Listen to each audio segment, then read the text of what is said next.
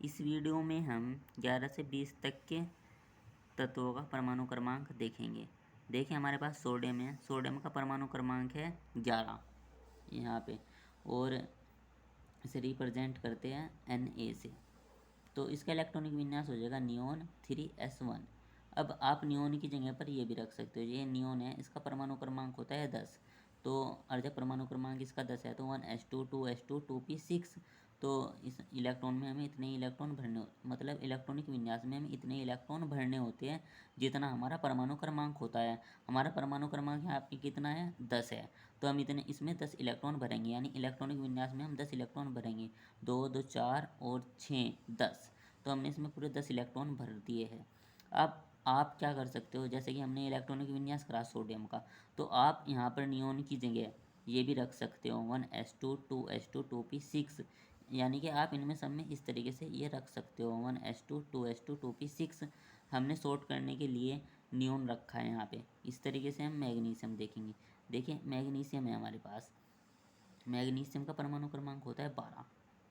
Magnesium का परमाणु क्रमांक क्या होता है, 12 होता है, और इसे Mg से रिप्रेजेंट करते हैं। इसका इलेक्ट्रॉनिक विन्यास हो जाएगा नियोन 3s2।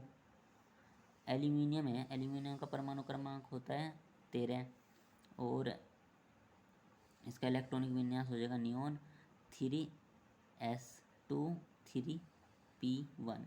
अब आप देखिए यहाँ पे कितना है हमारा परमाणु क्रमांक 13, तो यहाँ पर भी इलेक्ट्रॉनिक विन्यास में 13 इलेक्ट्रॉन भरे हैं या नहीं, देखेंगे हम। इस यहाँ तक कि हमारे 10 इलेक्ट्रॉन भर गए, 10 और 2 12 हो गए, और एक 13, यानी कि हमारा इलेक्ट्रॉनिक विन्यास बिल्कुल सही है। इसी तरीके से हम देखेंगे सिलिकॉन। सिलिकॉन का जो परमाणु क्रमांक होता है वो 14 होता है, 14, और इसे Si से प्रदर्शित करते हैं, यानी संकेत इसका क्या होता है, Si। और जब आपसे कोई पूछे सिलिकॉन का संकेत क्या होता है, तो आप बोलोगे Si। तो अब हम देखेंगे इसका इलेक्ट्रॉनिक विन्यास। नियोन होगा हमारे पास, यानी 10 इलेक्ट्रॉन हमने भर दिए नियोन तक। अब 3s2 3p2, तो यानी हमारे पूरे 14 इलेक्ट्रॉन भर दिए गए हैं। 2 2 4 और 10 14। तो अब हम देखेंगे फास्फोरस। फास्फोरस का जो परमाणु क्रमांक होता है 15 होता है। इसका इलेक्ट्रॉनिक विन्यास हो जाएगा हमारे पास नियोन 3s2 3p3। तो ये भी बिल्कुल सही है, क्योंकि 2 और 3 5, 5 और 10 15, यानी जितना हमारा परमाणु क्रमांक है इतने ही हमने इसमें इलेक्ट्रॉन भर दिए हैं। अब देखेंगे सल्फर। सल्फर का जो परमाणु क्रमांक होता है हमारे पास वो होता है 16, और इसका इलेक्ट्रॉनिक विन्यास हो जाएगा नियोन 3s2 3p4, यानी कि ये भी बिल्कुल सही है। 2 और 4 6 और 10 16।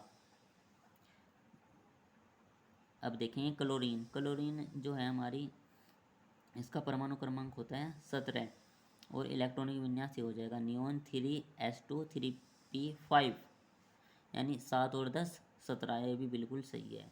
इसी तरीके से क्या है हमारे पास, आर्गन है। आर्गन का जो परमाणु क्रमांक है वो 18 है, यानी 18 है। अब देखेंगे हम इसका इलेक्ट्रॉनिक विन्यास क्या है हमारे पास, नियोन 3s2 3p6, यानी 2 और 6 8, 8 और 10 18, यानी ये भी बिल्कुल सही है हमारा इलेक्ट्रॉनिक विन्यास। अब देखेंगे पोटेशियम। पोटेशियम का जो परमाणु क्रमांक होता है ना, पोटेशियम का परमाणु क्रमांक 19 होता है, और इसका इलेक्ट्रॉनिक विन्यास हो जाएगा हमारे पास में 3s2 3p6 4s1। आप सोच रहे होंगे यहाँ पे डी क्यों नहीं आया, क्योंकि डी उत्तेजित अवस्था में एस के 4s के बाद आता है, इसलिए हम 4s के बाद लेते हैं उसे। जब 4s कंप्लीट हो जाता है तब हम डी को यहाँ पर लेते हैं।